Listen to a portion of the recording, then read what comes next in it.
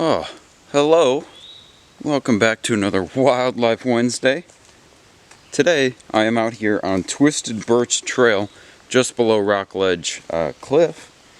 And today we're going to look at some ferns. I haven't really talked about ferns that much, and you may be saying, ferns, such a bummer, it's kind of boring. You know what? Ferns are incredible. I will show you a couple reasons of why they actually are just so incredible, and what diversity of ferns there are even just on this one trail. That trail being Twisted Birch Trail here at Bethel Horizons. And now looking through this environment, it's very lush, very verdant, very green. And then we come here and we have this wonderful fern here. This is what's known as a northern Maidenhair Fern. This is probably my favorite fern that is native to here in Wisconsin. It's spectacular. Let's get a closer look. As you can see, this fern, it's a stunner. You can see the little nice water droplets on there. They're just, it's such a wonderful fern. The Maidenhair Fern.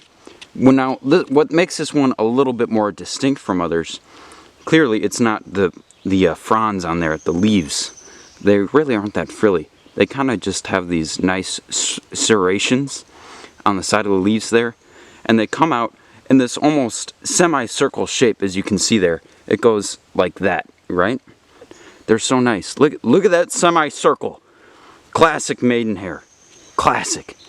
Oh, they're so nice. These ones are a little bit less common. These ones definitely need a very, very cool and moist environment.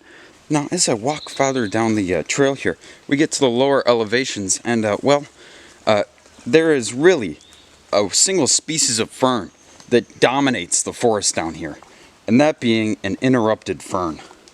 These interrupted ferns are gigantic, and they are a stunner. Interrupted fern, oh my gosh, look at that, it's huge. Coming out from a central point there, as you can see, and then it explodes.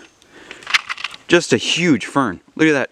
What a nice pattern that fern creates. Oh my gosh. You can see this one. Now these ones, they really do, as you look around, they are just everywhere here. They really are. And they are giant. This one here is probably about maybe 3.5 feet tall, believe it or not. Now, as we look through this understory of ferns, we look up and then we see this huge rock feature.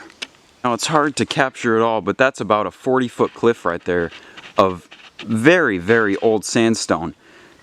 Now, here's a nice boulder that fell off the nearby cliff, that being Rock Ledge right up there.